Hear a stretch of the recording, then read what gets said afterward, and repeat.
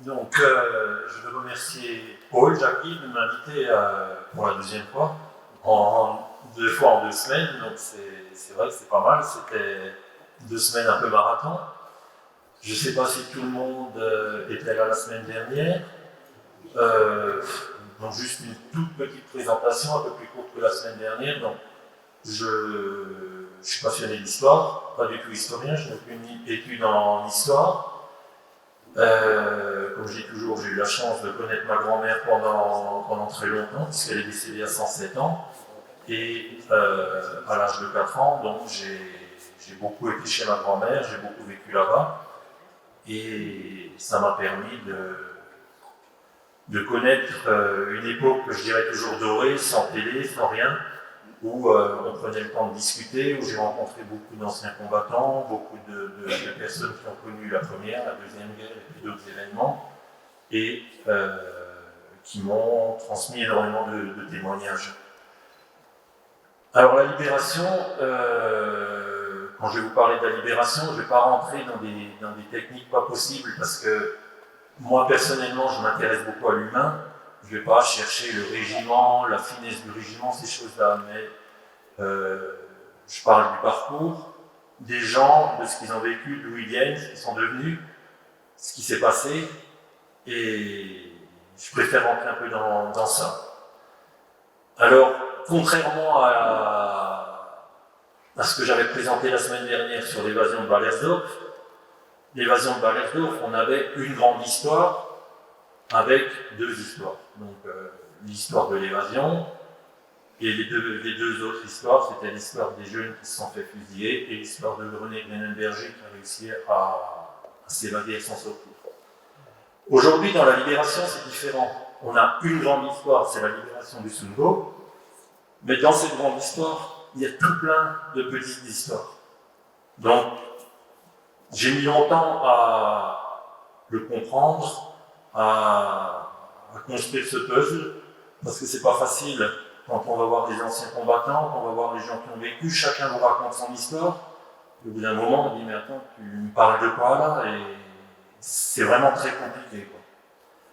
Donc tout ça, je l'ai construit comme d'habitude, sur des bases donc, de témoignages, comme je vous ai dit, donc témoignages militaires, témoignages civils, et puis sur des bases d'archives. Alors la semaine dernière, j'ai dit que j'avais eu la chance de connaître Daniel Saïter. Là, j'ai eu la chance de connaître un monsieur qui habitait à Clerval, qui s'appelait Michel Bataille, qui était tout jeune à l'époque de la Libération, qui était maquisard, qui a intégré la première armée française et qui a fini sa carrière en tant que général. Et lui, Michel Bataille, on est devenus très très amis. Il était un peu fanatique de vélo. Et quand je me suis présenté, il m'a dit, toi, tu as fait des courses de vélo, je te connais, et j'ai pu avoir énormément de documents. Et on a passé, pareil, beaucoup de temps ensemble, et ça m'a vraiment permis de comprendre cette histoire. Alors, quand on parle de la libération du Sungo, avant d'en venir là, donc on est quand même sur une époque, le Sungo, on est en Alsace. Pour moi, le Sungo, c'est pas que l'Alsace, le Sungo, c'est aussi les premiers villages du territoire de Belfort. Ça fait partie du Sungo. On est sur une période où on a la partie alsacienne, la partie orinoise, qui est une partie donc, annexée pendant la guerre, alors que le Sungo du territoire de Belfort n'est pas annexé, il est occupé. C'est différent. Les jeunes du Haut-Rhin sont incorporés de force dans l'armée allemande, ou s'évadent, alors que les jeunes du territoire de Belfort ne sont pas incorporés de force dans l'armée allemande. Par contre, ils sont obligés de partir en Allemagne pour le STO, pour le service du travail obligatoire. Et beaucoup de jeunes s'échappent, s'en vont justement, vont rejoindre le maquis pour éviter de partir en Allemagne. Et ces jeunes, que ce soit les évadés d'Alsace ou que ce soit les autres, on les retrouvera dans cette histoire de la libération du Sungo. Alors, 1944, en 1944, l'armée allemande, elle est acculée sur tous les fronts. on peut dire que c'est terminé. Hitler a fait une erreur, hein, il est parti en Russie, il a perdu beaucoup de monde en Russie. C'est pour ça qu'il a fallu incorporer beaucoup de gens dans cette armée allemande. Et puis derrière, il y a toute une organisation qui s'est mise en place pour justement reconstruire l'armée française. Alors, je me rappelle vendredi dernier, un monsieur me disait pourquoi les Alsaciens n'ont pas rejoint l'armée française. Effectivement, ils n'ont pas rejoint l'armée française parce qu'il n'y avait plus d'armée française. L'armée française a cessé d'exister en juin 1940. Ceux qui ont remonté l'armée française sont partis, alors qu'il y avait toujours cette armée française de Vichy, mais c'était plus une armée française. Mais ceux qui ont vraiment voulu remonter l'armée française sont partis en Afrique du Nord et tout a redémarré là-bas. Alors, l'armée française de l'époque, donc 1944, tout le monde connaît le 6 juin 1944, le débarquement de Normandie, mais nous, la date qui nous intéresse, c'est le 15 août 1944 avec le débarquement de Provence. Là, on est sur une armée française. Alors, cette armée française, elle est composée de Français. Donc, il y a un encadrement français, hein, donc le général Delattre de Tassigny qui est le chef de cette armée, beaucoup d'autres officiers, de Français qui se sont évadés des régions de France, hein, qui ont décidé de partir, qui ont rejoint l'Afrique du Nord et qui, eux, ont décidé de combattre, hein, de trouver un système pour combattre cette armée allemande et qui reviendront débarquer le 15 août 1944 en Provence. Hein. Mais cette armée elle est aussi composée d'Algériens, de Marocains, de Sénégalais, de gens comme ça. Ça, il ne faut pas l'oublier. Sinon, il n'y aurait jamais eu d'armée. Hein. Alors, le 15 août 1944, c'est le débarquement de Provence. C'est pas comme en Normandie, ça débarque, mais c'est pas aussi violent qu'en Normandie, malgré que les Allemands sont quand même là. La Provence est très très vite libérée. Et l'armée remonte tout le canal rhodanien, elle remonte très vite pour arriver un mois après, donc au 15 septembre, sur une ligne qui va rejoindre Fauconnier, donc en Haute-Saône, l'île sur le Doubs et la frontière suisse. Et là, tout à coup, l'armée s'arrête. Alors pourquoi cette armée s'arrête? Quand on reprend le livre du général Delattre, il explique sur des termes qui n'existeraient plus aujourd'hui. Delattre dit, à partir de ce moment-là, c'est le blanchiment de l'armée. Pourquoi? Parce que Delattre sait qu'il a beaucoup de gens, des Africains, hein, qui sont dans son armée, que ça ne sera pas facile de rentrer en Alsace, de prendre l'Alsace, de prendre des Vosges, ça sera très très difficile. Et l'objectif, c'est aussi d'aller en Allemagne, donc la forêt noire, ce ne sera pas facile non plus, et que ces gens-là ne sont pas forcément habitués à se battre en hiver. Et à l'époque, les hivers étaient quand même, enfin, on ne sait pas ce qui nous attend cette année, mais à l'époque, les hivers étaient très rigoureux. Alors, il décide de s'arrêter, d'incorporer des maquisards et de reconstruire son armée par rapport à ça. Alors, ils ne vont pas être démobilisés, hein, les autres. Ils vont être mis à l'arrière, ils vont servir pour le ravitaillement, ils vont servir pour autre chose. Il faut savoir que beaucoup de gens, des Marocains, des Algériens, ont quand même combattu. On en voit dans les Vosges. Hein. Il faut savoir que les Marocains sont quand même des gens qui étaient habitués à être dans la classe marocaine à 3000 mètres. Et ce n'est pas les pourcentages de montagne des Vosges qui les impressionnaient. Donc on a quand même des gens comme ça qui se battent. Hein. Si vous voyez le film Indigène, c'est ça, hein, c'est des Marocains. Hein.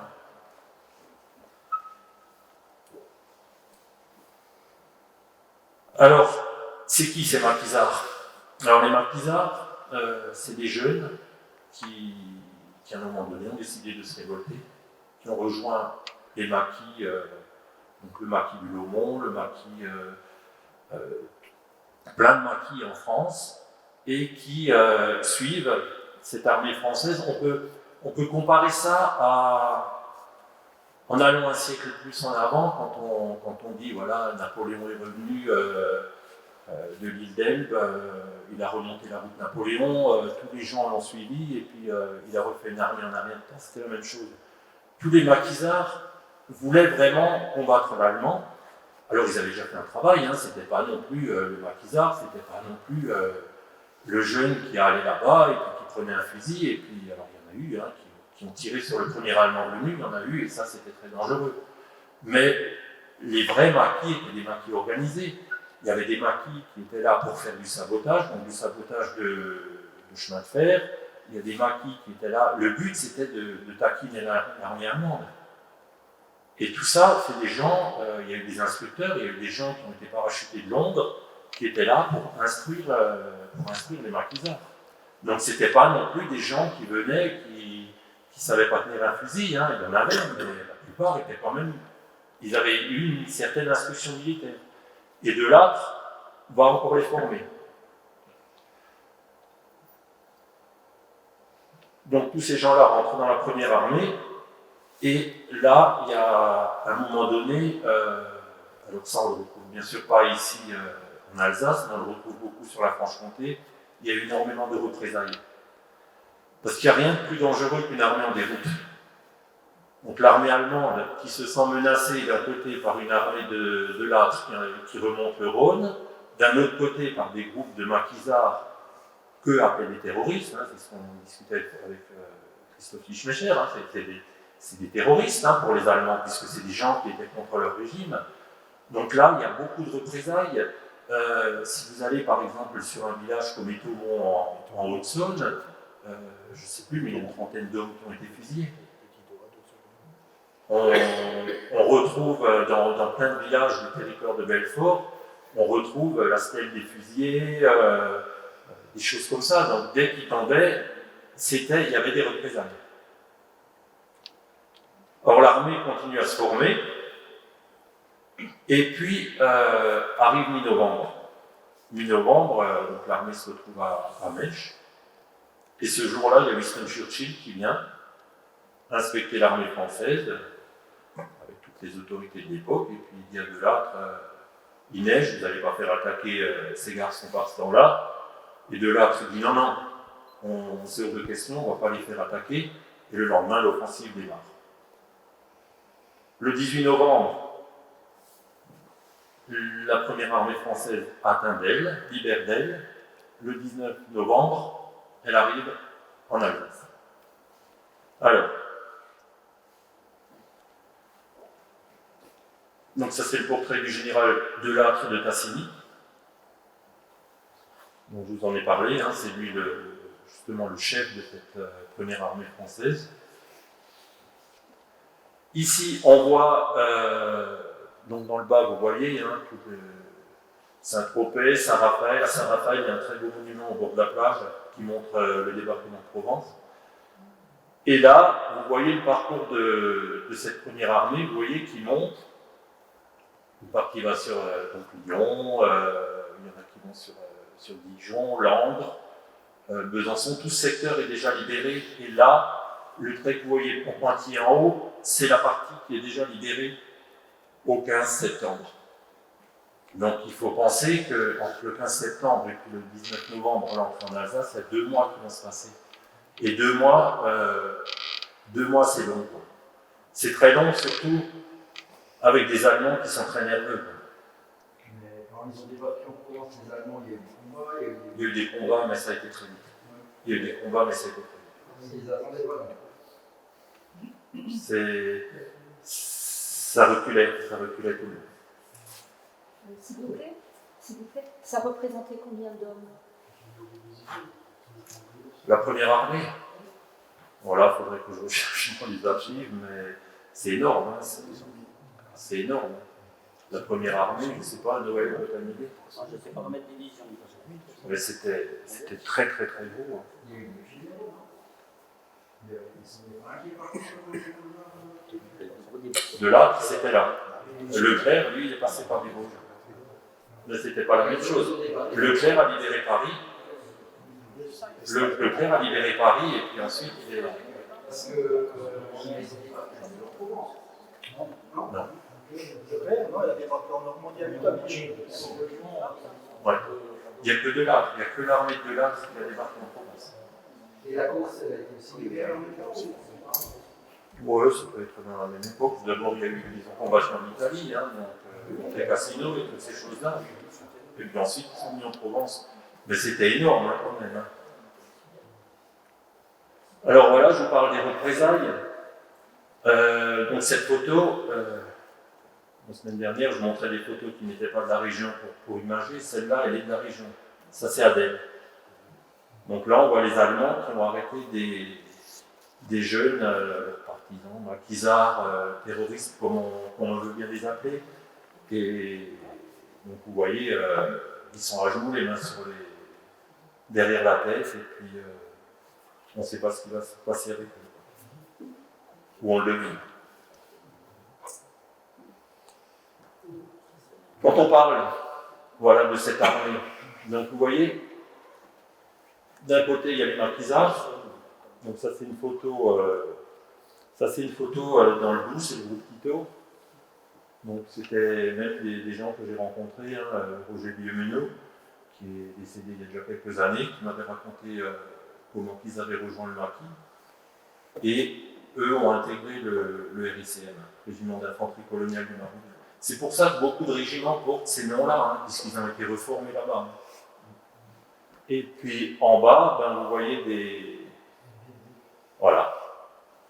Donc là, on est sur... Mais bon, vous voyez que là, ces gens-là se battent dans la neige, hein, donc ils sont... tout le monde n'est quand même pas mis à l'arrière. Hein.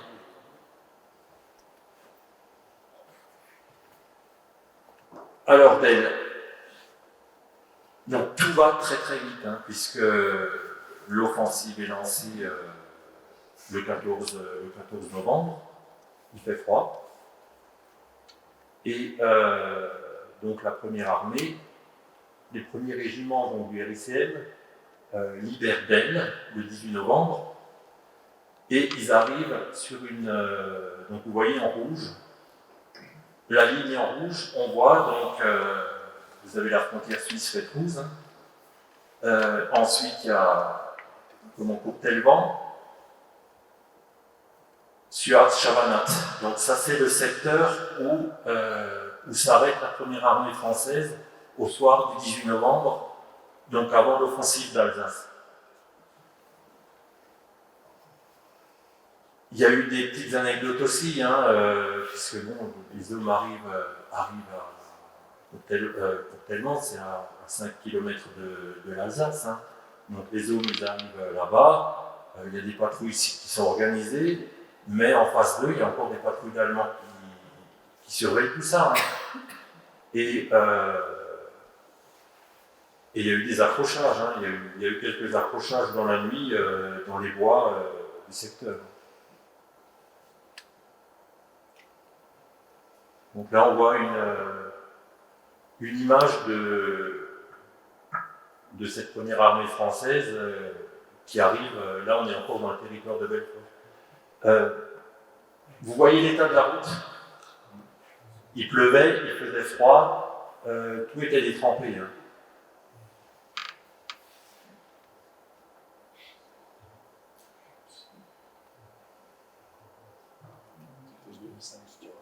Donc forcément, il y a des accidents qui arrivent, et si un char vient à mordre l'accotement, peut être tellement détrempé que voilà ce qui arrivait à l'époque. Hein. Donc là, c'est à Boron. Ici, on voit encore le convoi qui monte. Ici, on est à Faverois. Donc là, on va monter. Donc vous voyez, hein, c'est des colonnes, des très très longues colonnes hein, qui remontent.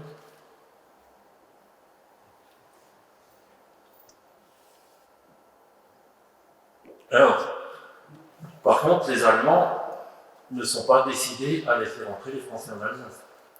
Puisque pour eux, l'Alsace, c'est l'Allemagne. Ils ont annexé, il est hors de question de rendre l'Alsace comme ils l'ont rendu en 1918. On n'est plus sur les mêmes armes, on n'est plus sur le même matériel. Donc, ce qu'ils font, les Allemands, ils réquisitionnent tout le monde. Tous les civils qu'ils peuvent réquisitionner pour creuser des fossés anti-chars. Et dans plein de villages, dans plein d'endroits, on trouve, plus aujourd'hui bien évidemment, mais à l'époque, les gens posaient ces fossés anti-chars pour bloquer l'armée française. Et là, on le voit, hein, vous voyez donc les gens qui creusent en bas, et si vous regardez tout en haut, sur les côtés, il y a des Allemands qui les surveillent.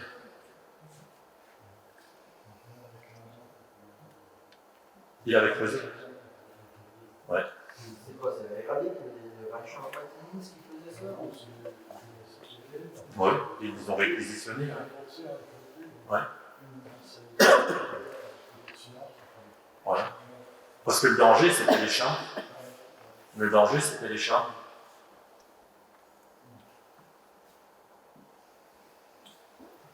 Le 19 novembre, c'est un dimanche, l'armée française entre en Alsace. Alors là, je peux vous raconter l'histoire de ma grand-mère qui a vécu ça, hein, puisqu'elle est née en 1913. Alors le matin du 19 novembre, ils avaient entendu les canons gronder du côté d'elle, hein, et le 19 novembre au matin, elle va à la première messe. Comme si rien ne se passe, et puis elle tombe sur 3 jeunes Allemands qui devaient avoir 16, 17, 18 ans au grand maximum. Et eux étaient gelés, ils avaient passé la nuit dehors, parce que les Allemands avaient ramené du monde, et ils lui ont demandé s'ils pouvaient boire un café. Elle n'a jamais été plus militaire que ça, donc elle leur a payé un café, ils ont demandé s'ils pouvaient écrire une lettre. Ils ont commencé donc il y en a un qui a commencé la lettre, voilà, elle n'a jamais été terminée, elle est restée dans une boîte chez ma grand-mère. Et puis, d'un coup, ils ont dit maintenant il faut y aller, ils entendaient que ça se rapprochait, ils sont partis.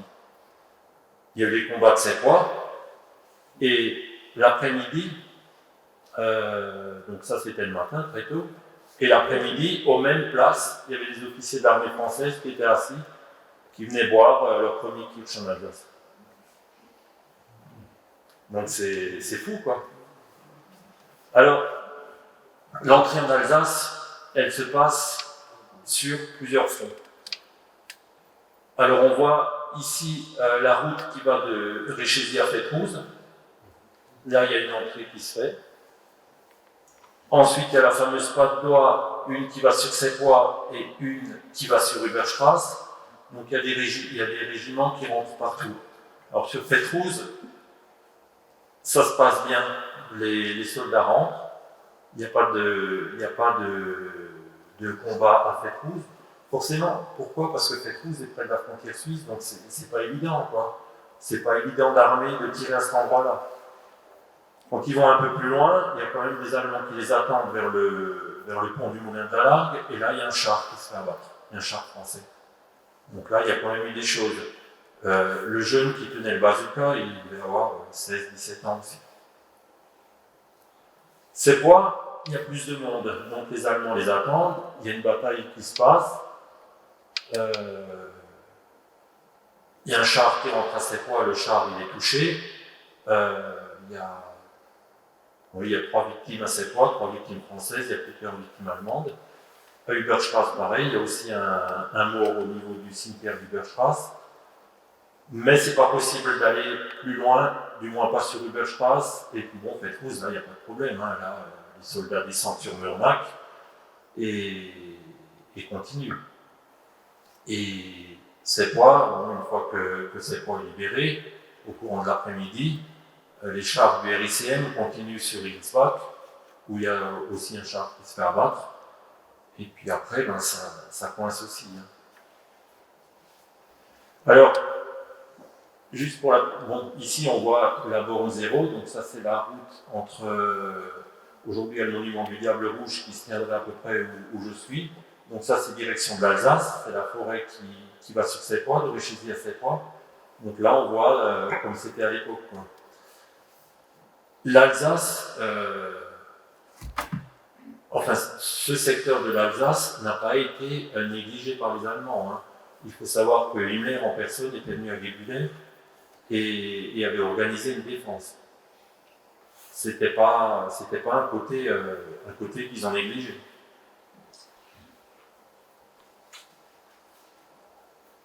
La frontière suisse à Réchézy.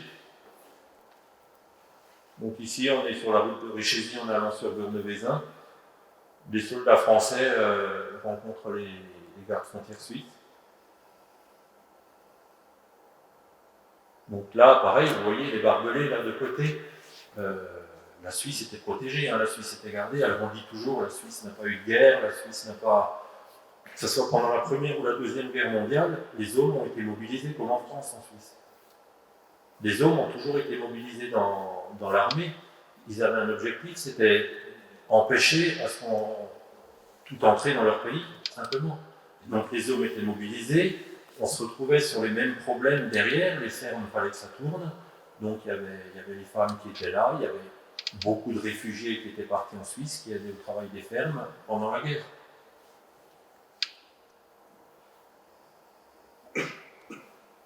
Charles Rich. Donc Charles Rich, c'est un jeune à l'époque qui était parti. Lui, il avait choisi de rejoindre l'Afrique du Nord. Il était originaire de Del. Il a libéré Del, donc il est rentré avec le premier régiment à Del le 18, et le lendemain, il s'est fait tuer dans le char à 7 ans.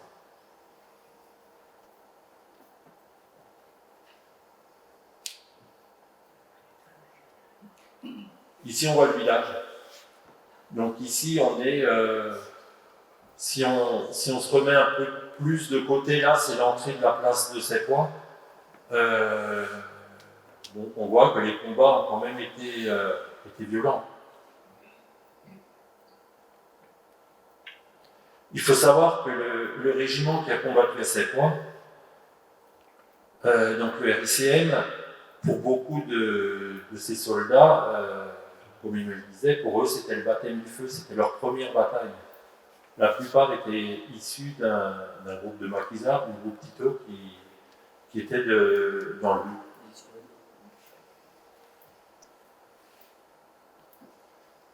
Il y a aussi une personne, hein, puisque l'armée française va très vite. Hein, elle a très vite monté le canal rhodanien et elle va très très vite en Alsace. Et en Alsace, elle a un objectif, c'est d'atteindre le Rhin. Et le Rhin, ils l'atteindront le premier soir. Donc le soir du 19 novembre, il y a le lieutenant Jean de Loisy qui... Alors, Jean de Loisy n'a pas combattu dans les premiers combats, le premier régiment s'est arrêté, le RICM, et puis derrière, les autres ont passé. Hein. Et de Loisy atteint le Rhin le 19 au soir. Il trempe le drapeau, ces hommes trempent le drapeau dans le Rhin. Et il se fait tuer quelques jours plus tard à Mulhouse.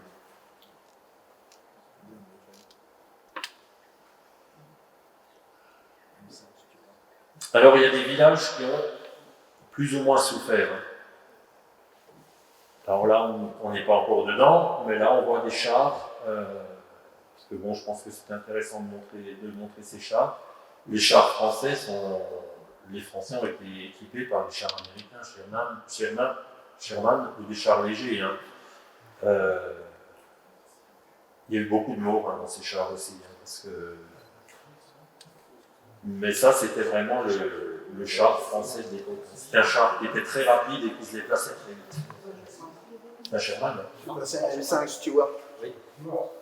Ça, c'est un M5 Stuart. C'est un char léger qui est un peu inférieur ou plus léger que le Sherman. Plus léger. Ouais. D'accord. Et suite derrière aussi. Et derrière aussi, oui. Ouais. Alors, la route de l'Alsace, comme je vous ai dit, elle est tenue. Et donc de là, on avait trouvé une parade, c'était de passer par il appelle ça lui un trou de souris. Dans ses écrits, pour lui c'est un trou de souris. Il y avait une route d'accès entre la Franche-Comté et l'Alsace, c'était la route qui relie justement Del à Sépois. Alors, je pense que tout le monde y est déjà passé, ce n'est pas large du tout. À l'époque, il faut se mettre dans le contexte de l'époque, il avait plu pendant toute une période, donc tout était détrempé de côté. Et les Allemands avaient compris que les Français avaient avancé tellement vite, hein, puisqu'ils étaient déjà, ils allaient sur Mulhouse, ils fonçaient partout, mais derrière, la route ne permettait pas d'avancer très vite, donc il y avait un bouchon sur cet axe, et le bouchon c'était justement, il y avait des hommes forcément, mais il y avait aussi beaucoup de ravitaillement. Alors du ravitaillement en vivres, mais aussi du ravitaillement en essence.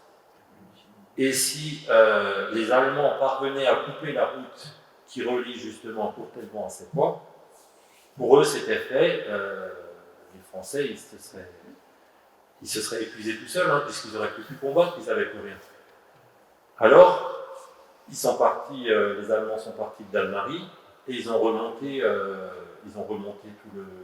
toute la Largue, et ils ont rejoint, vous voyez, ils ont rejoint tout ce secteur par cette grande forêt qu'on appelle la forêt de l'Oberwald. Et leur objectif à ce moment-là, donc on est le 20 novembre, leur objectif c'est vraiment de couper ce ravitaillement.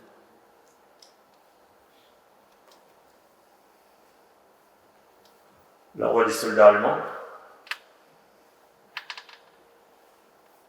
Alors, rien que pour vous dire, les Allemands ont vraiment pris ça au sérieux. Parce que sur des chars allemands qui se sont fait détruire, il y avait encore c'était encore marqué que c'était des chars qui sortaient de l'usine du début du mois de novembre. Donc ils n'avaient même pas un mois ces chars. Donc ils ont vraiment mis du matériel.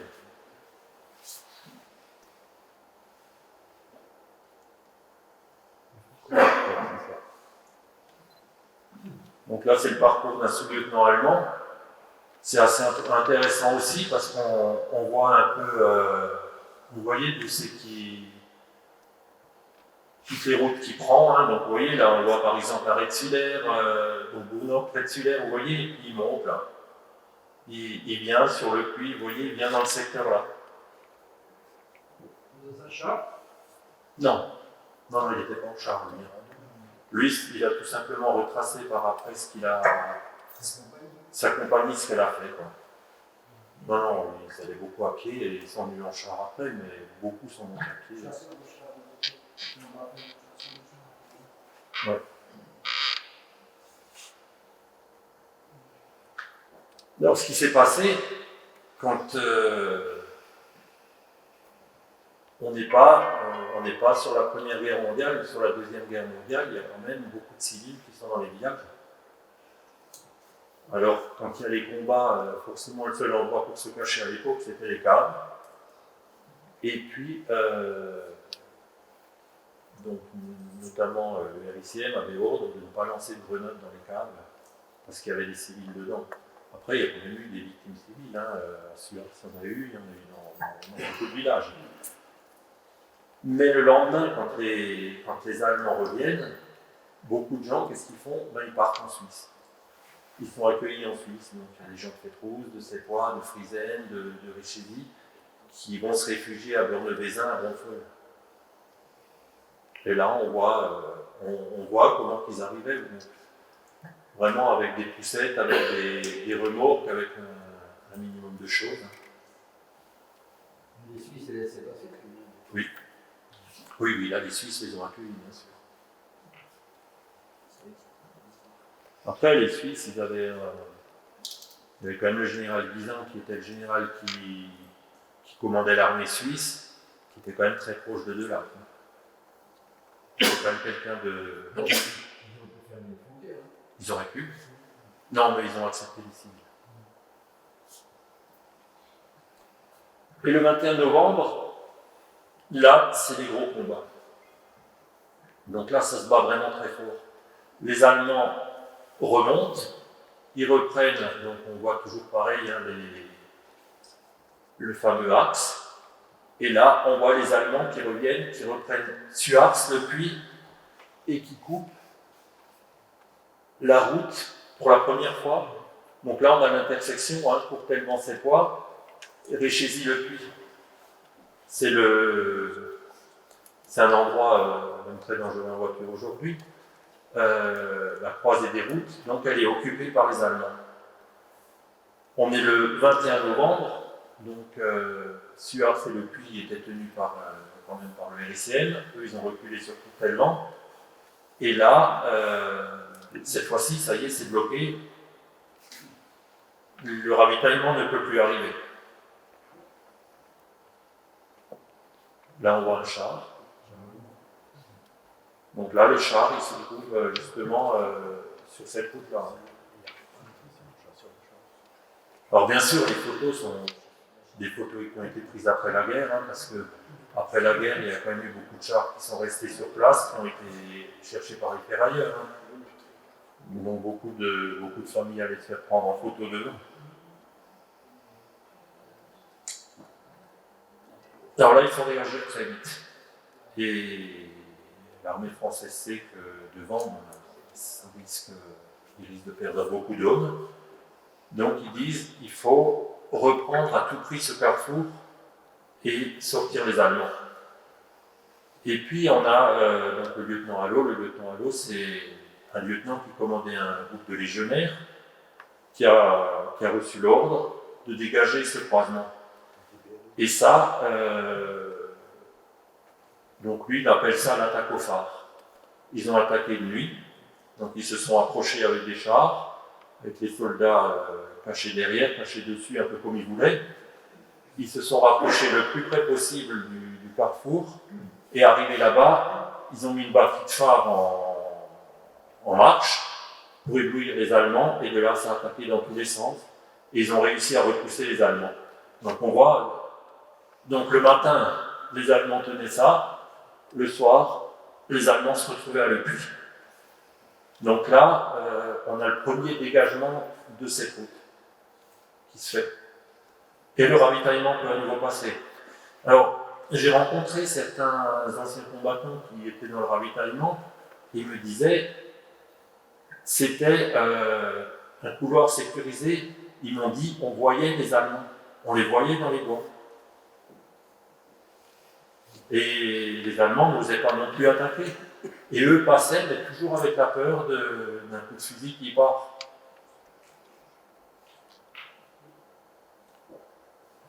Le lendemain, 22 novembre, donc, vous voyez l'Alsace, hein, ça a été pris le 19, donc dimanche, lundi, mardi, mercredi, on se retrouve au mercredi. L'objectif des Français, c'est de repousser les Allemands et de reconquérir Le Puy et Suart. Et là, ils vont repousser justement les Allemands par des attaques violentes. Alors il faut savoir que Le Puy, à l'époque, le village de Le Puy, Le Puy Neuf, hein, s'appelait Le Puy d'Elle. Parce qu'il y avait deux Le Puy dans le territoire de Belfort. Il y avait Le Puy J, qui est Le Puy J-Romani, et Le Puy d'Elle, qui était le Puy le plus près d'Elle. L'église a été détruite, énormément de maisons, je crois 22 maisons, je ne suis pas sûr, mais je crois que c'est quelque chose comme ça, qui ont été détruites. Et c'est pour ça, le village a été reconstruit après la guerre, et c'est pour ça que le village a été baptisé Le Puy Neuf. Donc le Puy Neuf n'a pas existé avant la guerre, hein, c'était Le Puy d'Elle. Donc ils reprennent, et les Allemands, ils reculent, et puis une autre partie va sur Friesel, parce qu'ils se disent qu'il y a peut-être moyen d'attaquer par là-bas, et de remonter. Donc Friesel va aussi être un village qui va subir 2 attaques. Alors là, vous voyez, là on voit Le Puy Neuf, il y a combien de terre de détruit. Donc vous voyez l'état de comment ça s'est battu, vous voyez l'état des maisons. Hein. Alors le Yak Panther, c'était justement des chars très gros, hein, très très gros, et qui avaient un inconvénient, c'est qu'ils étaient tellement gros que pour faire des combats de village, c'était pas l'idéal. Donc les Allemands avaient beaucoup de mal à les manœuvrer. Par contre, ils étaient très solides en blindage et quand même très très durs à toucher. Voilà l'église de Le Puy à l'époque.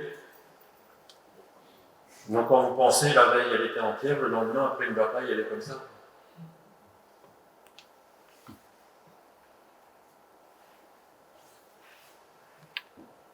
Là on voit des images, hein, donc entre Courtellement et Le Puy.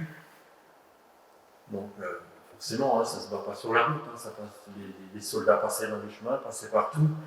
Donc on voit la fumée devant, on voit donc la photo a été prise et puis comme dans tous les combats, ben, il y a des soldats qui meurent, quoi.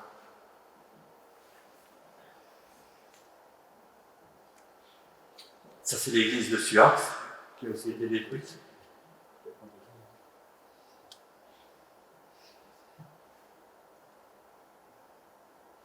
Et là, on a un Jagdpanthère qui est détruit à Friesen. Alors si on regarde, pour vous situer dans Friesen, vous voyez derrière, il y a une maison là où il y a un morceau d'enlevé en haut. C'est le restaurant actuel de Friesen, le restaurant bleu là. Ouais. Ouais, donc c'est là qu'il a été détruit. Il n'arrivait pas à manœuvrer et donc il a été pris comme ça. Or Friesen, c'était aussi des très grosses batailles, hein. Il y en a eu deux. Hein. C'était le village. Il y a un élu entre deux maillons. Hein? Je crois que c'était à Friesen qu'ils avaient. Oui, maintenant ils sont en Merzel parce que. Des chenilles. Il y a des morceaux de chenilles qui ont été récupérés par Ouais. l'équipement là-bas. Oui. Il y a deux morceaux, il y en a un qui est le gars encore qui se retrouvait. Un il a fait le C'était d'achat à nous. Oui, c'est de celui-là. Ah, de celui-là. D'accord. Ah, moi, il y en a deux qui sont fait dégommer à Friesen. Oui, il m'a dit que c'était à Friesen. Ouais, à Friesen, oui. Oui, parce qu'il y a eu le lendemain, il faut combattre une fois.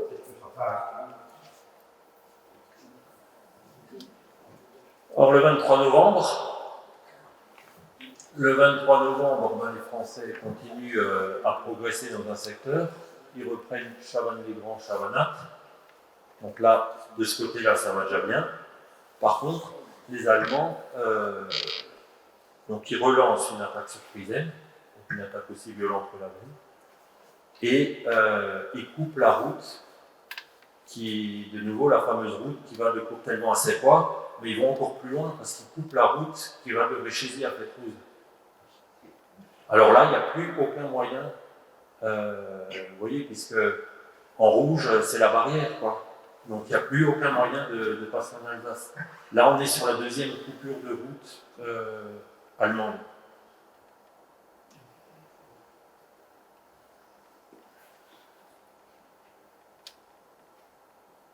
Voilà. Et puis derrière, qu'est-ce qui se passe? Ben, il y a l'embouteillage. Alors vous voyez, là, on voit bien les colonnes de... Donc pareil, hein, ça c'est sur la route. À l'époque, il y avait des arbres en bord de route. Hein. On voit bien les véhicules qui sont bloqués, qui attendent, et puis qui... Alors ils sont bien sûr en retrait, hein, ils ne sont pas non plus tout de suite en contact des Allemands. Mais derrière, ça bloque et ce ravitaillement n'arrive pas. Donc ça forme un énorme embouteillage. Ceux qui essayent de s'infiltrer par les champs, ils restent embourbés. Et bon, il faut savoir que ça consomme énormément. Hein. Et le 24 novembre, la route qui relie Véchézy à Pétrouse est de nouveau libre. Alors, il y a eu une attaque la veille, hein, et puis le lendemain, quand les Français décident de réattaquer, il n'y a plus d'Allemands. Aussi bizarre que ça puisse paraître, beaucoup d'Allemands sont partis, ils ont coupé les barbelés, ils se sont rendus en tant que prisonniers en Suisse. Parce que tous les Allemands n'étaient pas non plus volontaires pour se battre. Hein. Il y avait une partie de fanatiques, alors il y avait des SS hein, qui étaient là forcément, mais il y avait aussi des Allemands qui étaient appelés, des plus jeunes, et qui n'avaient pas spécialement, qui n'étaient plus très convaincus. Hein. Ici, on les voit, donc là on est à Porrentruy, donc vous voyez le morceau de soldat que vous voyez là, selon la partie avec le casque, donc c'est un soldat suisse, et puis vous avez les Allemands qui ont déposé leurs armes à la frontière, qui sont en train de se diriger vers la prison de Porrentruy. Et puis, vous voyez, ils sont complètement inoffensifs, hein, puisqu'il y a même les gamins, il y a la population qui les regarde. Hein. Donc là, c'est Porrentruy.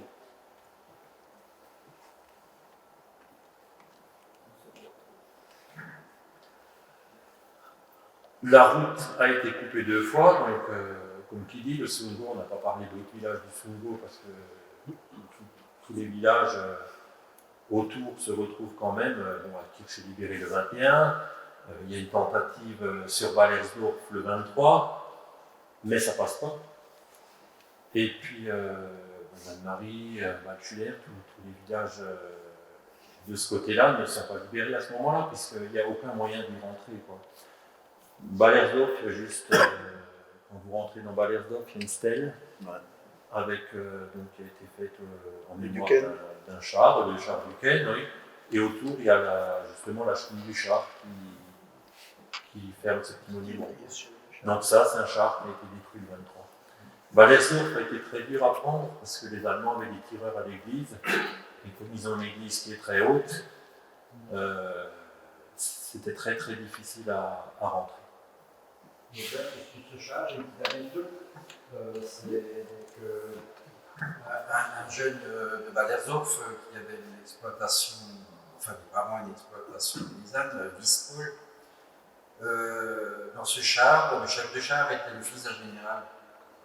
Je ne sais plus le nom, et donc après la libération, enfin non, ce char a été dégommé, les jeunes de Valersdorf sont allés et donc ont récupéré le casque du chef de char.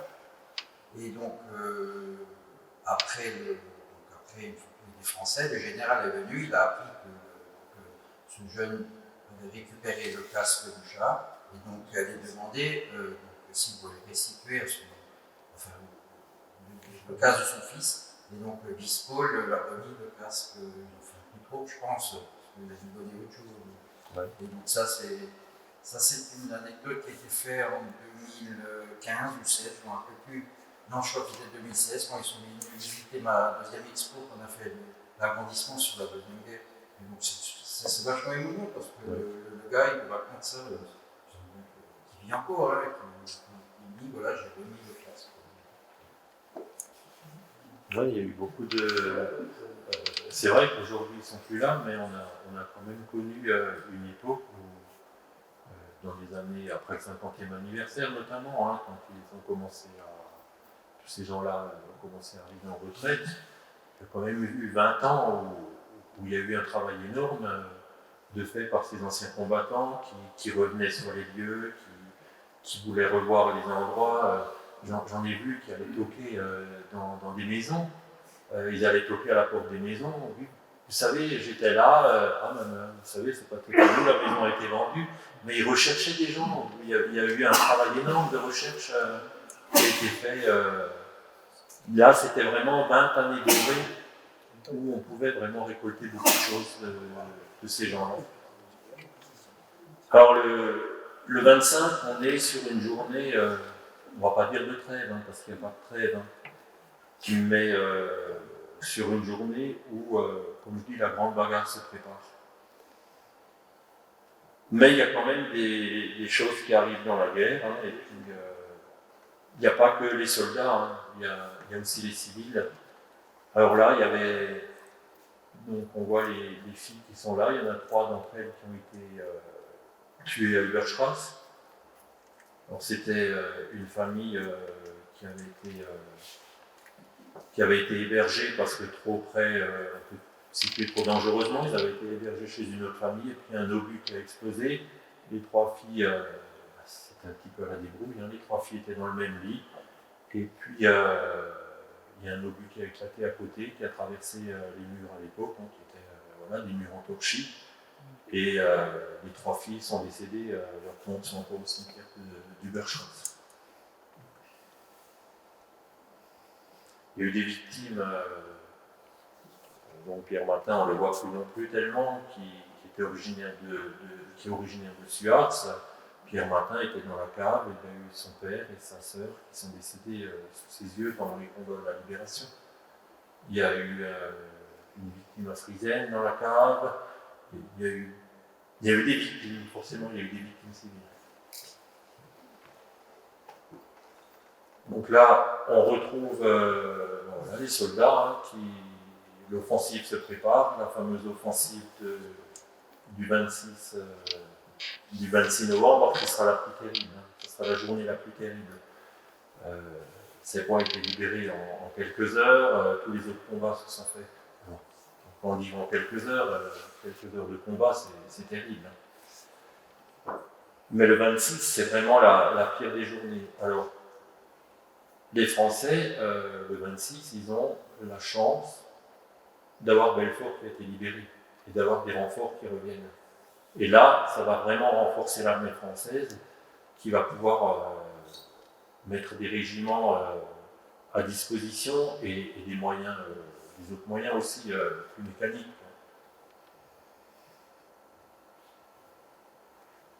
Là, on les voit encore. Vous voyez, il fait froid, donc ils sont là, ils attendent le moment de lancer l'offensive. Le 26, on a un régiment qui nous intéresse beaucoup, c'est le GMA qui rentre en lice dans les combats d'Alsace. Bon, le GMA, Groupe Mobile d'Alsace. Le GMA, j'en avais parlé la semaine dernière dans l'évasion de Baiersdorf, puisque René Greenberger avait rejoint le GMA et Daniel Saiter, qui était celui qui avait organisé son évasion, était lieutenant au GMA. Alors le GMA, juste pour revenir un petit peu en arrière, le GMA, il y a eu des réfractaires de ceux qui n'ont pas voulu être incorporés de force. Ceux-là sont partis en Suisse. Donc ça, c'est le premier GMA, le GMA suisse. Donc celui-là, il a été, quand ils sont arrivés là-bas, forcément il y avait leurs identités, il y avait tout ça. Ils ont été reformés, notamment au camp de Mogelsberg, ils ont été reformés militairement. Et ils avaient intégré, donc ils sont revenus rejoindre la première armée française par Rournan, et c'est devenu des régiments de chasseurs. On a un deuxième GMA qui est dans les Vosges, qui se fait décimer complètement. C'était ceux qui avaient rejoint les Vosges, le maquis dans les Vosges, et eux se sont fait décimer, donc là, il n'y a plus rien eu. Puis on a un troisième GMA, qui est un peu moins connu, mais qui est quand même connu après par le nom, quand on reprend sur notre appellation, qui deviendra la Brigade Alsace-Lorraine. Et ce troisième GMA, il y a beaucoup d'Alsaciens dedans, c'est ceux qui avaient rejoint la zone libre, qui se trouvaient du côté de Périgueux et dans tous ces coins-là, et qui ont intégré la première armée française, donc sous les ordres de Malraux, la fameuse Brigade Alsace-Lorraine. Donc ça, c'est les trois GMA qui ont existé. Donc pour ça, quand on dit GMA, oui, on parle souvent de ceux qui ont libéré chez nous, mais il y a aussi eu les autres.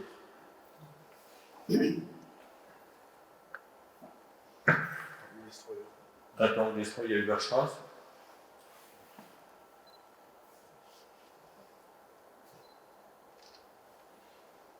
Alors, le 26 novembre, il y a trois choses qui se passent là. Il y a les combats de la centrale électrique. Donc la centrale électrique, c'est où vous avez le fameux carré du souvenir aujourd'hui, quand on vient du Bergstrasse ou de Seppois et qu'on va sur Réchézy. Donc ce carré du souvenir, à l'époque, il y avait une centrale électrique ou transformateur, comme l'appelaient les anciens, qui était en place. Et après, il y a le drame des ambulancières qui va aussi se passer là-bas. Et puis, il y a le destin des villes, que je vais vous raconter après. Alors la centrale électrique, ça se passe comment? Le 26 novembre, les Allemands relancent une grosse offensive. Vous voyez, ils referment la route à ce niveau-là. Donc ils referment la route au niveau de la centrale électrique. Et là, la première armée lance des régiments.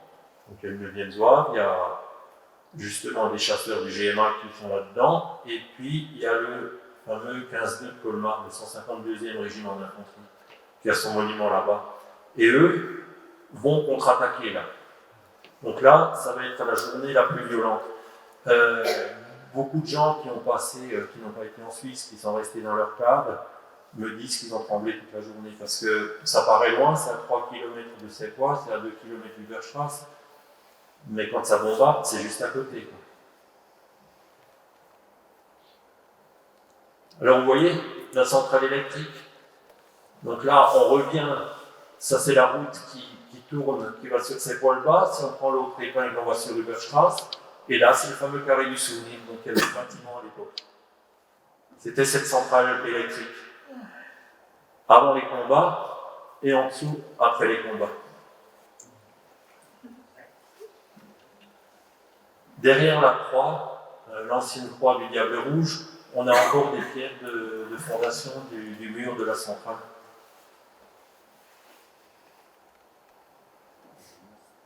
Alors les combats, c'est...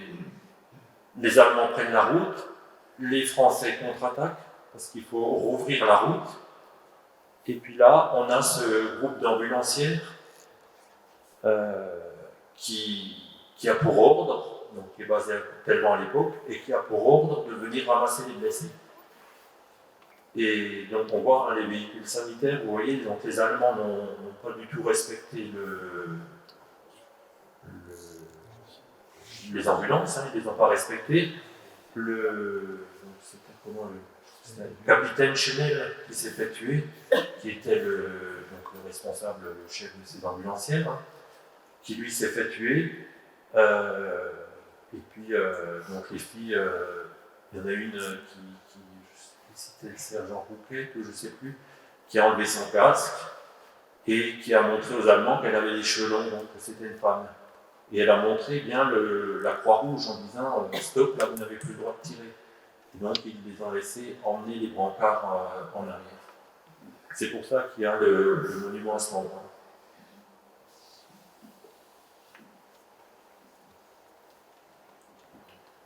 Là on voit encore un Jagd Panther. Donc là on est sur la route qui va du Bergstrasse. Si vous voulez, la centrale elle est là, à peu près. Vous voyez, là, on sort et puis on va vers la centrale. Donc ce char était dans le fossé.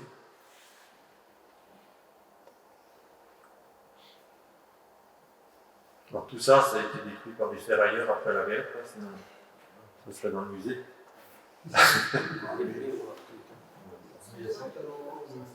Des vestiges qui traînent chez les parties. Oui, bien sûr. Oui, bien sûr. Bien sûr. Yvelines. Alors Yvelines, c'est pareil, on est sur un régiment du 15-2 qui se retrouve à Friesen. Et puis, ça se bat partout, hein, dans toute cette forêt de Goberwald, ça se bat. Et le régiment reçoit un ordre. Alors Yvelines, c'est un peu l'héroïne, mais n'est pas plus héroïne qu'un autre soldat, mais voilà, c'était le symbole de cette compagnie. Donc, ils ont pour ordre d'attaquer à heure H-10. Voilà. C'est tout ce qu'ils ont comme ordre. Donc ça, il y a des anciens qui m'ont dit, voilà, c'est l'ordre qu'on avait. Et puis l'ordre, il a été mal donné, mal compris, ce qui fait qu'ils ont attaqué à 10h, en pleine bataille. Et à 10h, quand ils sont arrivés dans les bois qui vont de Friesen à Le Puy, dans les premiers bois là-bas, ils sont tombés sur des Allemands qui étaient très violents. Alors il y a des avions qui se sont rendus compte de ça, qui ont bombardé un peu, qui ont tiré sur les Allemands, qui ont mitraillé les Allemands. Mais ça n'a pas suffi, donc il y a eu énormément de soldats perdus. Et d'après ce qui s'est dit, Yvelines se serait levée à un moment donné, et elle aurait dit, elle aurait parlé des mots en allemand, et puis elle se serait fait tuer à cet endroit-là. Alors, il y a eu des recherches de faites sur elle, il y a eu des choses décrites. Elle aurait, c'était une fille qui était originaire de Paris, qui avait promis à son frère qu'elle combattrait dans l'armée, et qui a combattu. Alors, comment qu'elle a pu y rentrer, j'en sais rien, puisque, à part le service de santé, une femme n'était pas admise dans un régiment combattant à l'époque. Donc il y a encore plein de mystères. Est-ce qu'elle a caché son identité? Est-ce que forcément les hommes l'ont su, quoi? Alors est-ce qu'ils l'ont couvert? Est-ce que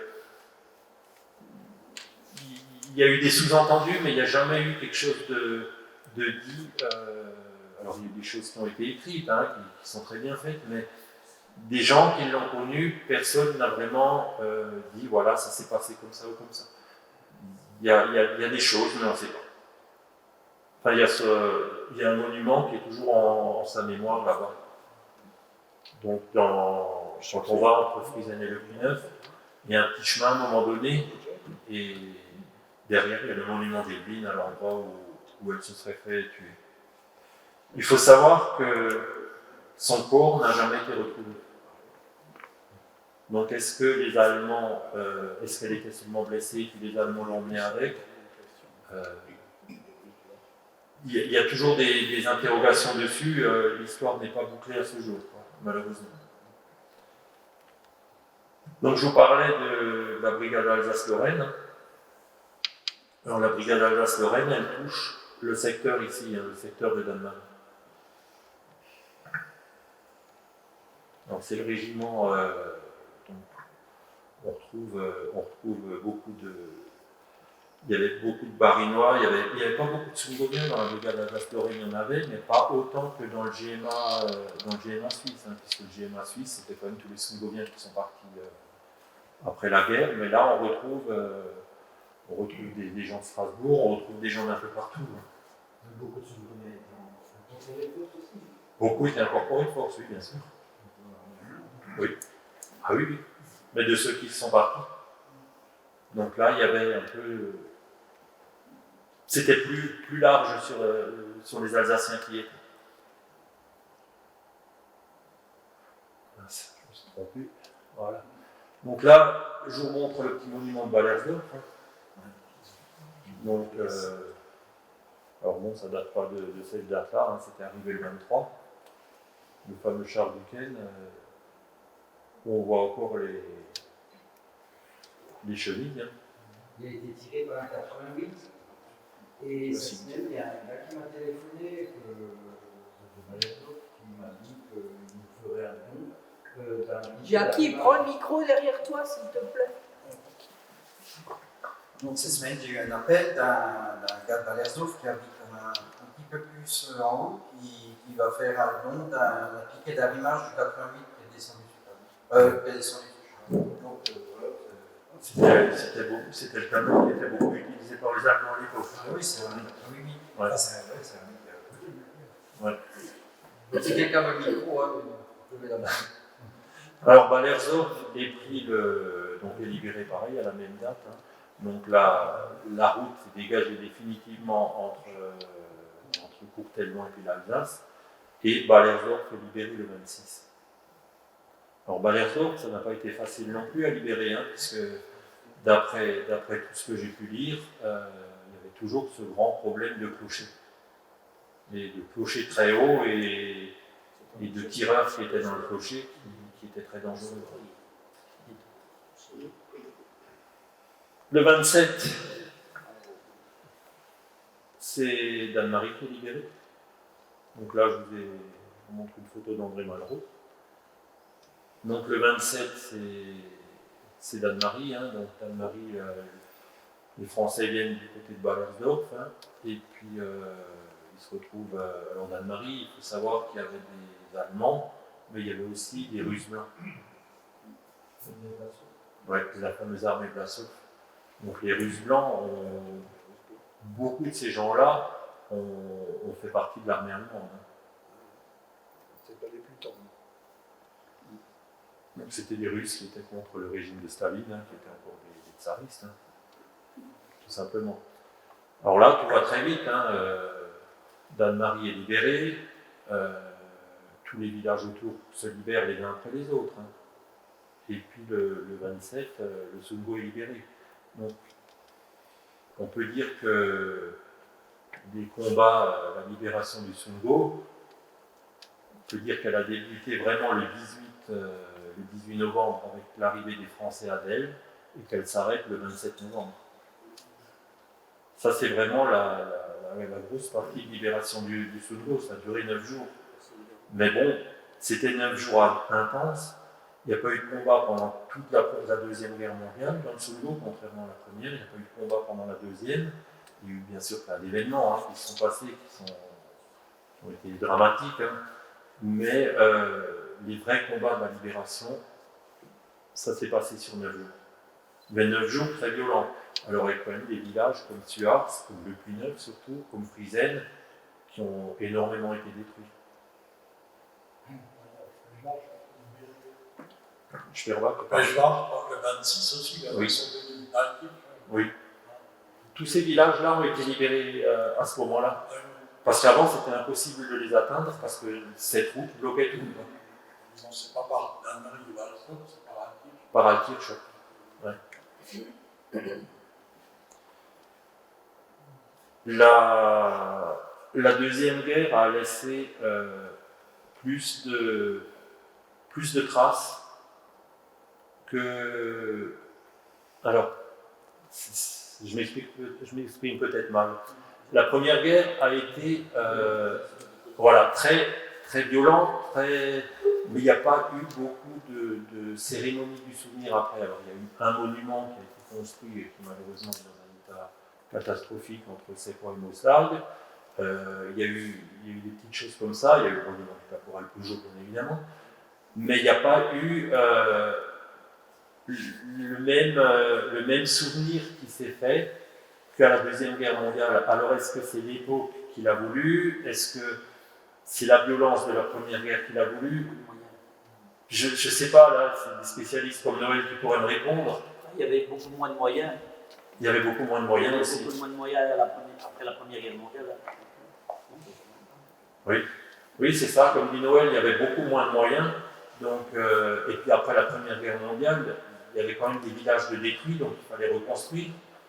Et puis, la Première Guerre mondiale, il y a une chose qui a aussi été faite, c'est tous les monuments aux morts des villages. Donc, peut-être que beaucoup d'argent s'est mis sur les monuments aux morts plutôt que sur des monuments de régiment. Je ne sais pas. Et puis, il y en a eu beaucoup après, dans les années 70, 60-70. Oui. Quand justement la France est redevenue, après la libération. Ouais. Et donc, ce qu'on retrouve après la Deuxième Guerre mondiale, là on est un an après à Fétrouze. Vous voyez, donc on est en 1945. Là, on décore les maisons, il y a des drapeaux bleu, blanc, rouge partout, et il y a énormément de monde qui assiste aux cérémonies de la libération, alors avec la traditionnelle alsacienne, avec tout ça, quoi. Les militaires qui reviennent, de Lattre revient, tous les Vigier revient, tous les grands généraux reviennent sur les lieux de combat. Il y a vraiment, peut-être qu'à la Première Guerre, ça s'est plus fait dans les villes, mais là, ils reviennent vraiment dans les endroits. On voit, vous voyez, de là, devant l'église.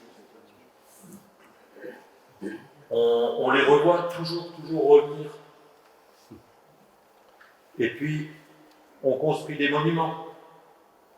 Vous voyez, chaque régiment monte son amicale et puis veut laisser une trace parce que pour eux, c'est important.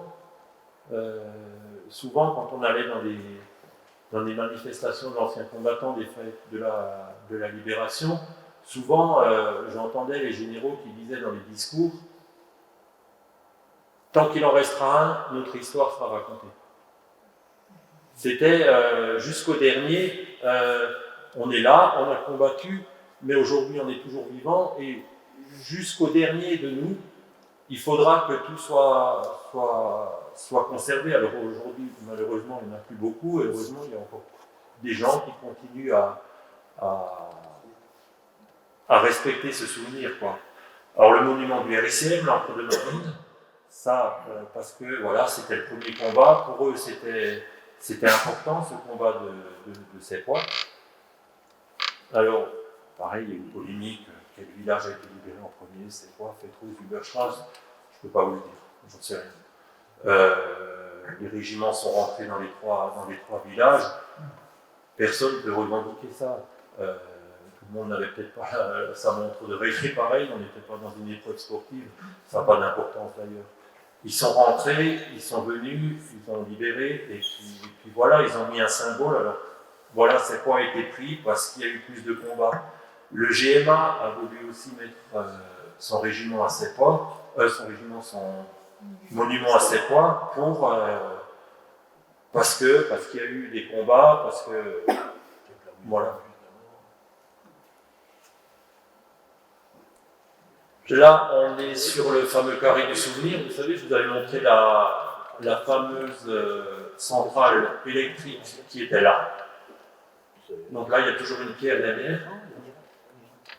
Alors, on est sur l'inauguration justement de la croix là-bas. Vous voyez? Et puis, donc là, on est en 56 ou 55. Donc c'est le premier, l'inauguration. Et puis après, on a le monument du 15-2 et à côté le monument des ambulanciers. Donc le fameux carré du souvenir. Et l'histoire a été, donc la plaque de marbre avec le déroulement des combats a été mis en place en 94. Donc il a fallu quand même attendre 50 ans pour que le général Bataille se décide de mettre ça en place. Alors bien sûr, c'était pas évident parce que ça coûtait cher et puis, mais bon, ça leur tenait à cœur quand même que ça soit rappelé, quoi. La stèle des villes. Donc celle-là, elle est dans les bois. Il faut savoir que quand on parle aussi de... Et puis là, donc, je voulais faire plaisir à Noël. Donc le fameux char de Chavannes-Normand. Et il faut savoir que là, on a parlé de la libération du Sungo. Donc on est sur la libération, c'est l'euphorie, tout le monde voit ça comme ça, mais c'est pas le cas. Forcément, les gens sont euphoriques, l'armée française revient, l'armée nazie s'en va, c'est une chose. Mais les gens reviennent vite à la réalité. Parce que dans toutes les familles, ou dans la plupart des familles, il y a encore quelqu'un qui se trouve quelque part sur le front de l'Est, sous l'uniforme allemand, et cela ou au camp de Tambov, mais ça ils ne le savaient pas à l'époque. Et ceux-là ne reviendront que 1 an, voire 2 ans après. Pour certains de Tambov. Ceux-là n'ont pas été libérés tout de suite. Octobre 45, les premiers. Oui, donc vous voyez, les premiers. Alors que le dernier qui est sorti de Tambov, 55. Ouais, c'était presque 10 ans après. Donc ça, c'est quand même quelque chose qui, d'un côté, il y a une joie, voilà, c'est fini, et d'un autre côté, il y a quand même encore une crainte, en espérant qu'ils vont revenir. Et là, on retrouve quand même, quand on voit les cérémonies, quand on voit tout ça, il faut se mettre dans le contexte de l'époque. Alors, il y a les libérateurs qui arrivent, oui, ils ont libéré, mais d'un autre côté, il y a les incorporés de force qui, eux, se sentent exclus de ça. Et ça, c'est violent parce que, quelque part, ils sont restés incompris pendant très très longtemps et ils l'ont été encore plus quand il y a eu le procès de Bordeaux. Donc là, il y a vraiment une blessure pour l'Alsace, quoi, puisque c'était, pendant des années, c'était, les Alsaciens, on ne sait pas, ils ont été d'un camp, ils ont été de l'autre, on ne sait pas de quel côté ils ont été. Mais une fois de plus, on ne peut pas juger, on ne peut pas condamner. Moi, tout ce que je peux dire, c'est que qu'est-ce qu'on aurait fait si on avait été à leur place? Est-ce qu'on se serait sauvé en Suisse en disant on va intégrer la première armée française, on viendra en libérateur, mais si on va là-bas, on va revenir en Alsace, on ne va pas retrouver notre famille parce que notre famille aurait été déportée. Donc c'est un cas de conscience. Ou alors se dire non, je protège ma famille et j'accepte et je vais sur le front russe. Mais il y a beaucoup de chances que je ne revienne pas. Il y a eu 130 000 incorporés de force, 40 000 qui ne sont pas revenus. Donc c'est impossible de juger. Aujourd'hui, on est là pour retracer l'histoire, mais il faut vraiment, plutôt que des régiments, moi je me mets vraiment dans la tête de ces gens-là et ils avaient vraiment un cas de conscience et puis ce cas de conscience a été un très très lourd fardeau pendant des années et des années. Ils ont eu beaucoup de mal à en parler, ils ont beaucoup eu de mal à le vivre. Et puis bon, travailler dans une famille, il pouvait y avoir un qui était libérateur, l'autre qui était incorporé de force. Donc même les repas de famille devaient parfois pas toujours être faciles, quoi. Voilà. Voilà, ce petit exposé sur la libération du Sungo. Merci.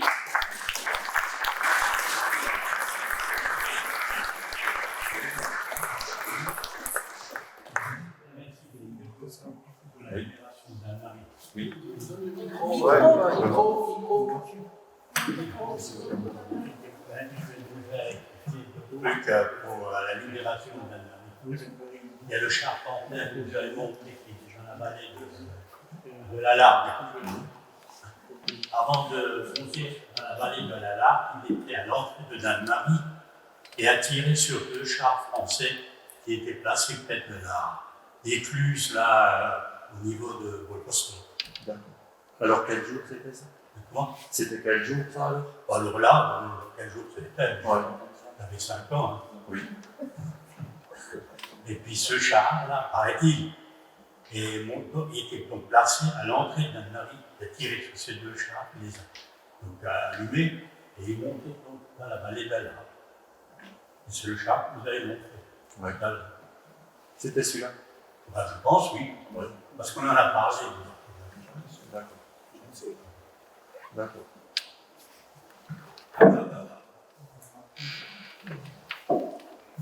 Alors justement aujourd'hui sont arrivés de l'Aveyron un couple dont Claudie, son papa était dans la première armée et était à libérer le Sud.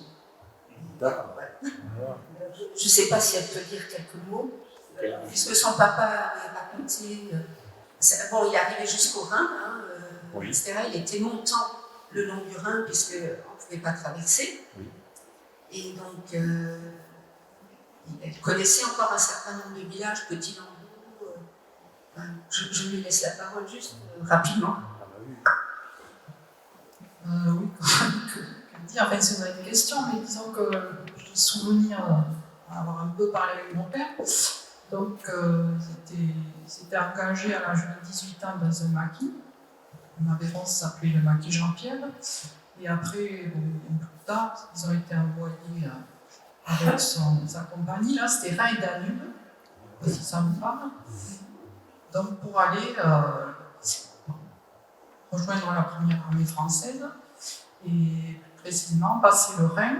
Alors, j'avais aussi, il me semble, qu'il m'avait parlé du barrage de Kems. À ce niveau, ils étaient basés là. Et à un moment donné, on leur a donné l'ordre d'aller passer le Rhin. Ils avaient libéré quelques villages, enfin, Altietsch aussi, il me semble, et d'autres, Saint-Louis. Ils les avaient décorés d'ailleurs, citoyens d'honneur. Parce que c'est vrai qu'aussi, une fois à la retraite, ils faisaient des voyages, ils revenaient régulièrement, tout un groupe là. Ils avaient toujours eu un accueil très, très chaleureux, les remerciant de tout ce qu'ils avaient pu faire là. C'est vrai qu'ils sont beaucoup revenus. Hein. Ils sont beaucoup revenus et ce qui est incroyable, c'est que même 50 ans après, ils se rappelaient des endroits et ça les a tellement marqués que c'est vrai que c'était. Alors bon, là on a parlé de la libération du Sundgau, hein, parce qu'après, on ne maîtrise pas non plus la libération complète de l'Alsace. Il faut savoir que l'Alsace n'est pas encore libérée à ce moment-là. Hein. Il y aura encore la poche de Colmar, il y aura encore le Pont-Charpé, il y aura encore plein de choses qui vont se passer, hein. Ça va être très long. Hein. Oui, il y avait quand même une rivalité entre Leclerc et Delattre. Il ne fallait pas que Delattre Ils ne savaient pas. Ouais, c'était le premier qui devait arriver à libérer Colmar. Après, ça reste. Ils n'étaient pas très Ils ne savaient pas. C'est le famille tour. Quand mon père était de Dannemarie, il s'est engagé en 1938 dans la cavalerie. Il a été fait prisonnier du côté de Romilly-sur-Seine. Il a réussi à s'évader, rejoindre ce qui restait des forces françaises à Nîmes. Et comme il était alsacien, ils l'ont tout de suite envoyé au Maroc. Oui. Et ensuite, il est revenu avec l'armée d'Afrique dans la première DB. Il était chef de char. Il a fait la campagne de la Narpelle, une bonne partie de la campagne d'Alsace, Micro. Lui est tombé en panne avec son char à Hounsbach parce que quand ils ont été jusqu'à Saint-Louis et le Rhin, ils sont revenus par la route de Franken et Tingen, en Richemont, je crois qu'elle existait pas. Et ils ont d'abord libéré toute la Franken et Tingen. Alkic a été libéré avant Bayersdorf. Ils se sont beaucoup battus là, dans le coin Hirzbach, Herzbach, Herzdorf, il y a eu beaucoup. Hirzbach, il y a eu un char d'abord. Et ensuite, il a fait toute la campagne d'Alsace, libéré Ensisheim, Sainte-Thérèse. Et le premier char a traversé le Danube en Autriche. Ah non, mais il y a énormément de parcours qui sont très intéressants. Hein. C'est très compliqué de parler de la libération. Parce que... Je ne parlais pas de la guerre, ça me parlait. Ouais, il y en a qui ne parlaient pas, après il y en a qui ont commencé à délier leur langue, mais c'est très dur parce que chacun a son parcours, il y a des gens qui se retrouvent là-dedans, qui ont été incorporés de force, qui se sont évadés, qui ont porté. On retrouve des gens qui ont des parcours inimaginables. Et chacun a son parcours, et c'est ça qui est difficile de. Je crois qu'il n'y a plus de piles. Ouais. C'est ça qui est. Non, je crois plus que ça marche. C'est ça qui est très très difficile à. Oui. Si tu veux, je peux parler un peu du char de Chaban-Négrand. Bien. Donc tu remets l'image. Ouais.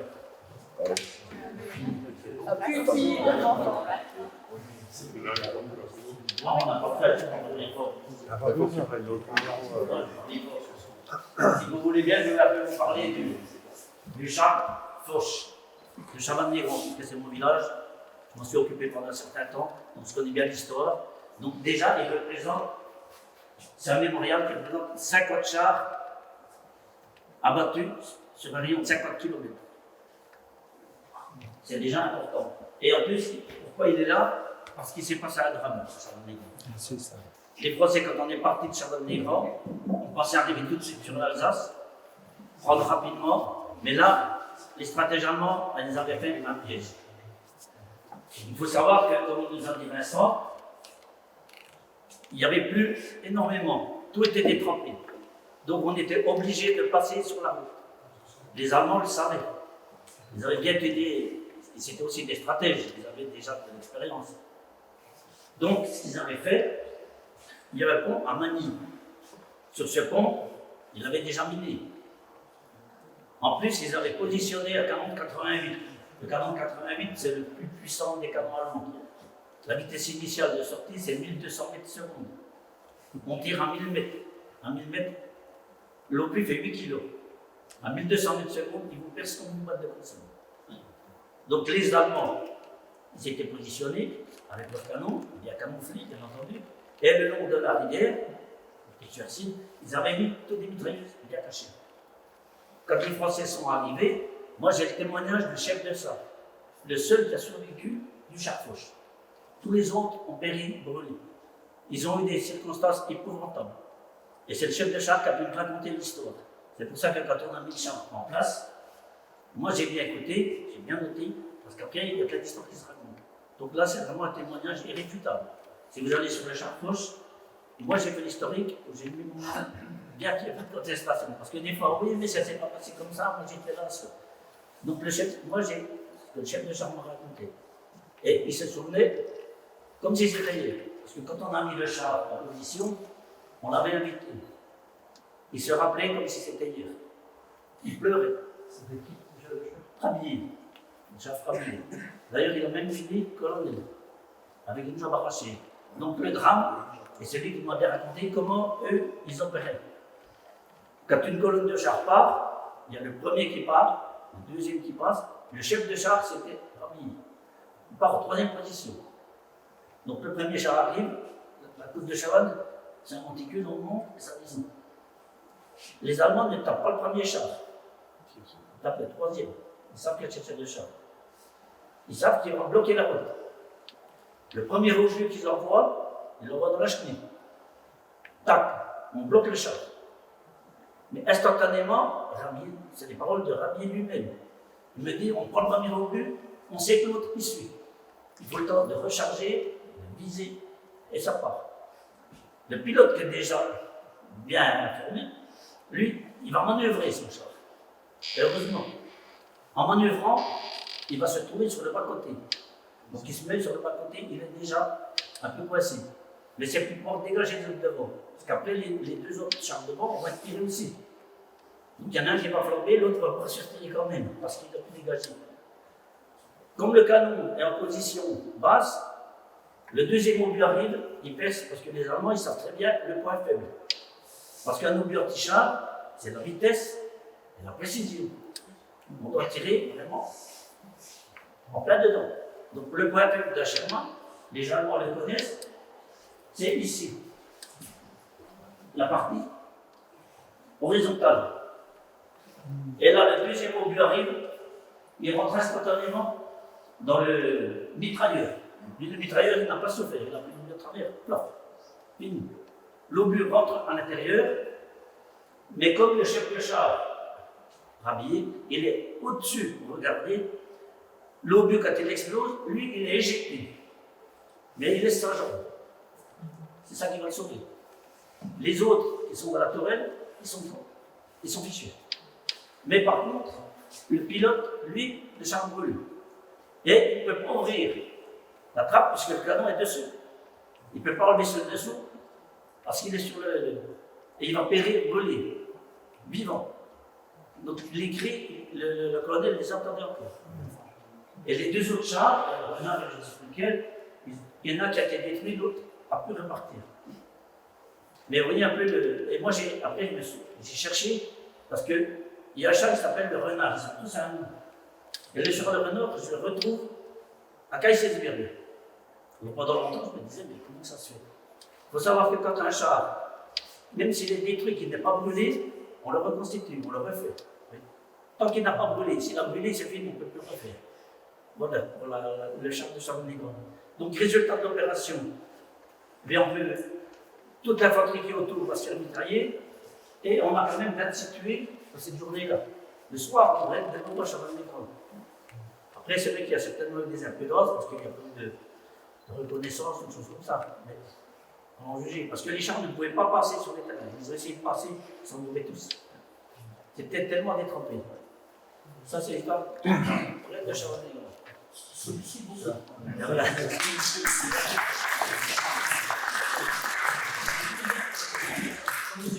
J'avais un peu entendu, mais pas comme ça. Après, une autre petite précision, c'est oublié de dire d'ailleurs. Dis-moi. Il faut bien se mettre une chose dans la tête. Ici, le Swingo, les Américains ne sont jamais venus. Ah non. Parce qu'encore aujourd'hui, on entend oh, les Américains sont venus. Ils ne sont jamais venus. Bien sûr, on peut confondre, puisque tout le matériel est américain. Les tenues sont américaines, les casques, on avait tout l'américain. Mais encore aujourd'hui, on entend oh, les Américains sont venus. Ils ne sont jamais venus ici. Ici, je parlais. Mais il y a des Américains qui ont débarqué en Provence. Hein. On parlait de la Provence. Oui, mais ici, ils sont jamais venus. Il y a eu venus. des Américains qui ont débarqué en Provence avec la première armée aussi. Oui. Après, il faut savoir que le débarquement de Provence, le débarquement de Normandie, c'était aussi pour faire une diversion, parce qu'il y a eu plus de matériel sur le débarquement de Provence qu'en Normandie. Et puisque les Allemands avaient dû tout mettre leur force sur le débarquement de Normandie, c'est pour ça que ça s'est libéré relativement bien. Ça a bien monté. Oui. Mais il y a eu plus de matériel sur le débarquement du bas que le débarquement de Normandie. Ben voilà. Merci quand même. Voilà. T'as pas raconté quand tu l'as pas, le char. Hein. Les chars allemands. C'est ce qu'il y a une association. Oui. Mon père et ton père me racontaient qu'ils avaient une unité de char. Oui. Les mecs, ils allaient chercher les chars qui sont gardés. Ils ont fait une facture, je sais pas. Enfin, il y a qui peut le charger. Lui, les ramenait, donc ils étaient Oui, mais 300-400 personnes qui travaillaient sur oui, ces ça, c'est le gros avantage des Américains. C'est le gros avantage des Américains. Parce que tout est standardisé. C'est pas qu'un genre. Il aime bien être libre. Et c'est tous les constructeurs qui vont travailler. Et puis ils ont tous des unités très élaborées. Le Jeep, il fait un service. Le Dodge, le commode car, le petit char qu'on a vu, le Marie Stuart. Ensuite, le Sherman, qui est un char moyen, qui n'est pas un char anti-char. Lui, il ne peut pas détruire un char, sauf avec des obus charge creuse. Alors que le 88, Firefly. lui, il ne tire que de l'anti-char. C'est ce qu'on appelle des chasseurs de chars. Plus la chambre d'infanterie qui fait un peu tout, ça. Vous disiez que vous cherchez des chars. Il y avait le Firefly. Oui, vous récupérez les pièces. Avec un canon de 76 mm. Oui, oui, oui.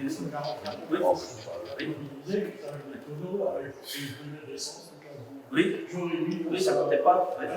Moi, mon père a participé à, justement, dans la première armée avec Danube. Donc, ils ont fait Jepsheim, ils étaient dans la ligne Maginot, dans les blockhaus. Mais pas pour garder la ligne, c'était pour être appelés au chaud. Parce qu'il y a eu une grande bataille à Jepsheim.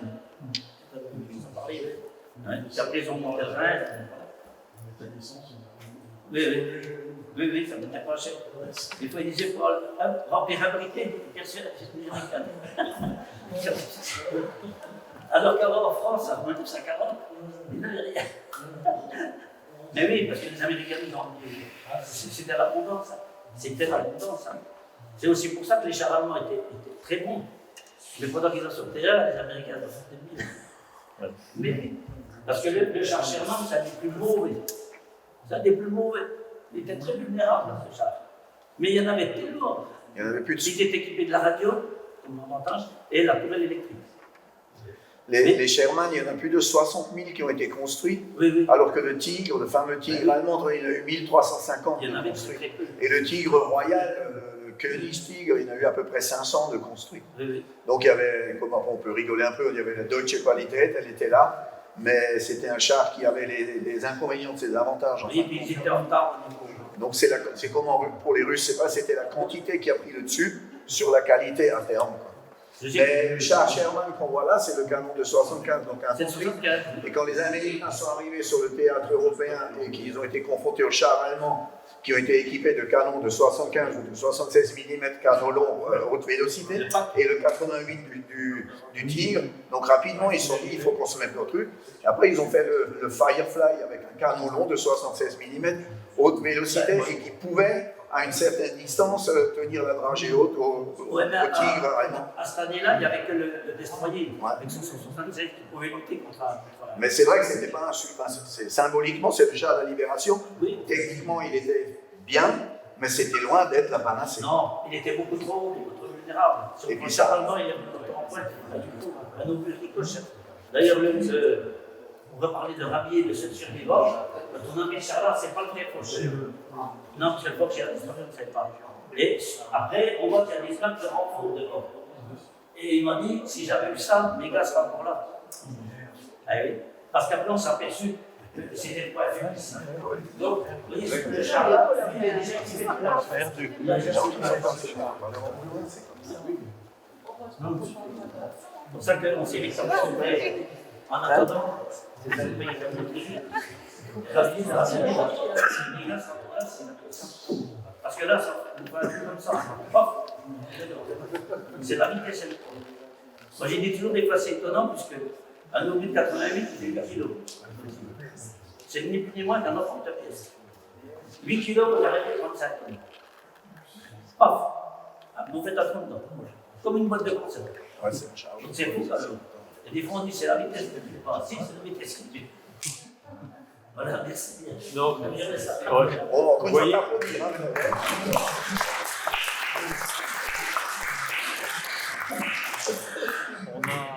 On a parlé de la libération du Sundgau, finalement on a parlé d'un très petit secteur, hein, puisque de Delle à Dalmarie, il y a quoi? Il n'y a même pas 30 km. Il n'y a même pas 30 km et c'est énorme. Donc, quand j'ai commencé ces recherches, pour en revenir à ça, comme Noël a dit, donc il a eu ce chef de char qui lui a raconté l'histoire. Chaque soldat qui racontait son histoire. Et si on lui demandait, mais il s'est passé quoi là, il ne le savait pas. Parce qu'il était concentré sur ce qu'il avait à faire. Et donc, c'est très difficile à monter un peu, c'est parce que demain, il y en a un autre qui peut venir et dire moi j'ai vu ça, ou on peut tomber encore sur un autre témoignage.